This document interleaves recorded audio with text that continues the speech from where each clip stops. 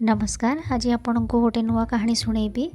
जो कहानी रू आम ये शिखा जे कि आम जमीती कर्म करूँ हमको सेमिति ऊपर वाला फल दिए। तो कहानी आरंभ करने पूर्व आप समस्त अनुरोध प्लीज़ आपणकर 2-3 मिनिट समय मो पे बहुत प्लीज़ निश्चिंत भाव में संपूर्ण भाव में वीडियोटी को देखा चेष्टा करेंगे। तो जय जगन्नाथ। आज कहानी हूँ गोटे छोटिया ग्राम जड़े गरीब लोक रोचंती परिवार सहित परिवार रोचंती स्त्री जी विष्णुंकर बहुत बड़ भक्त। तांकर 3टी पिला जड़े झी आ 2 जण पुओ आ से ग्राम रोचंती जड़े जमीदार जो जहाँकर होचंती 3टी पुओ आ 3टी पुत्रवधू आ स्त्री। तो जमीदार जनक होचंती बहुत क्रूर जी कि से ग्राम थिबा अनेक गरीब लोकंकर असहायतार परिस्थितिर फायदा उठाती। जो माने कि बहुत दुखरे थिबा दुखी मनीष माननकु तांकर दुख समय रे तांको बहुत हैरान करती, निर्यातना दियंती आ सेमानंकर पाखरे थिबा जमी बाड़ी सब हड़प कर नियंती। मोटामोटी भावे कहवाकू गले जमीदार जनक बहुत क्रूर थिले। समयानुक्रमे ग्राम रे अजणा बीमारीर उपद्रव अनेक छुआ पिला पीड़ित हो गले, जो थे कि जड़े से ब्राह्मणंकर पुत्र थिला। तो ब्राह्मण पाखरे जेहेतु संपत्ति बाड़ी बहुत कम बहुत असुविधार से चलुले आखरे मात्र किछिटी चाष जमी थिला जे कि चाष करी निजर गुजराण मेंटाती। आउ जेतबेले जमीदार सॉरी चाषीटीर पुओ देह खराब है तो सी पुओ को लेकिन वैद महाराज पाखक गले।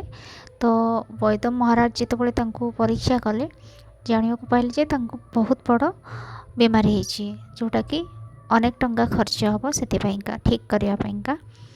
तो सी बहुत मन दुखरे घर को फेरी आसिले और निज स्त्री को सब कथा जनइले। स्त्री बहुत भांगी पड़े दुखरे। एमती स्वामी स्त्री भितर आलोचना हवा मध्य चाषी जनक निजर पाखरे थिबा जमीर पटा पाउती को लेको जमीदार पाखक जाइथिले। तो जमीदार ठारू किसी टंका आनिकी आसुथिबा मध्यरे आसुथिबा समय रे से खोसणी रे टंकाटा मारुथिबा बेले से टंकाटा जमीदार अगणार ही खसी पड़ता। तो जेहेतु चाषी जानी नथिले चाषी सेमती ही घर को पलि आसते। जितेबाला आसी घरे पहुँचले देखिले कि अंडारे टंका नहीं। से बहुत विचलित होइकी पुणी थे जमीदार घर को गले। आ पूर्वर किंतु जमीदार से टंकाटी उठेकी एटा कही जे नेले हरी आउ देले हरी। तो जमीदार तो जेहेतु बहुत लोभी थे से टंकाटा को आत्मसात करदे। तो किसी समय पर बेचारा गरीब चाषी लोकटी आसी पहुँचला जमीदार अगणार। बहुत कांदी बोबाली पकईकी से जमीदार को पचारि आज्ञा मो टंकाटा ये गड़ी आपण नहीं कि जानी कि किंतु जमीदार क्रूर थिले बहुत अभिमानी थिले। अहंकार वशतः से जमीदार सॉरी चाषी को घोड़े देते कि मुझे टंका नहीं। एमती जमीदार बहुत एमती चाषी जनक बहुत दुखरे निज घर को फेरी जाते। तो जाइए निज स्त्री को सब कथा कही जेहेतु स्त्री जन बहुत बड़ विष्णु भक्त थिले। तो सी कहले कि हाँ ठीक अच्छे जदि नेले हरी देले हरी तो जे जमीती कर्म कर सेमिति भगवान शास्ति देवे। तो तमें व्यस्त हो नहीं आम पुओ को निश्चिंत भाव में सही माधव ठीक करदेवे। तो एमती किछि दिन गला जमीदार जनक बहुत असुस्थ हो पड़े। तो से जितेबाला असुस्थ हो पड़े बहुत असुस्थ हबार फायदा उठेकी 3 पुत्र वधू घरे थी प्रत्येकटी जमी प्रत्येकटी सुना गहना प्रत्येकटी जिनस को निज नाम कर जेहेतु जमीदार जनक निजर पुत्र मानक छुआ बेलू ही कुसंस्कार देकी पाड़ी पुत्र वधू माने भी सही रास्ता थिले। पुत्र माने पुत्र वधू माने मिसिकी जमीदार प्रत्येकटी मूल्यवान वस्तु को लेकिन उड़न छू हो जाते। जेहेतु जमीदार को वैद पाख जेहेतु जमीदार थिले से वैद पाखक गलापर वैद महाराज कहले जे आपण को गोटे असाध्य रोग होती जो ଚିକିତ୍ସା କରିବାକୁ ପଡ଼ିବ ଆଉ ସେଥିପାଇଁ ଅନେକ ଅର୍ଥର ଆବଶ୍ୟକ ଅଛି। ତ ଜମିଦାର କହିଲେ ଆଚ୍ଛା ଠିକ୍ ଅଛି, ଅର୍ଥର ଆବଶ୍ୟକ ତ ମୋ ପାଖରେ ଅନେକ ଅର୍ଥ ଅଛି। ସେ ନିଜେ ଧାଇଁ ଯାଇ ଘରକୁ ନିଜର ସବୁ ଅର୍ଥ ରଖିଥିବା ପେଡ଼ିକୁ ସର୍ଚ୍ଚ କଲେ। ତ ଯେହେତୁ ଦେଖିଲା କି ଗୋଟେ ବି କିଛି ଅର୍ଥ ନାହିଁ, କୌଣସି ପ୍ରକାର କାଗଜ ନାହିଁ, କୌଣସି ପ୍ରକାର ଥଇଥାନ ନାହିଁ, କିଛି ବି ନାହିଁ, ତ ସିଏ ପୁରା ପାଗଳଙ୍କ ପରିକା ହେଇଗଲେ। ଆଉ ସେ ଭାବିଲେ ମୁଁ ଯଦି ଅର୍ଥ ଯୋଗାଡ଼ ନ କରିପାରିବି ତାହେଲେ ମୁଁ କେମିତି ଠିକ୍ ହେବି। ତ ଏଇ କଥା ଭାବି ସେ ନିଜର ବିଛଣା ଉପରେ ଥମକି ବସିଗଲେ।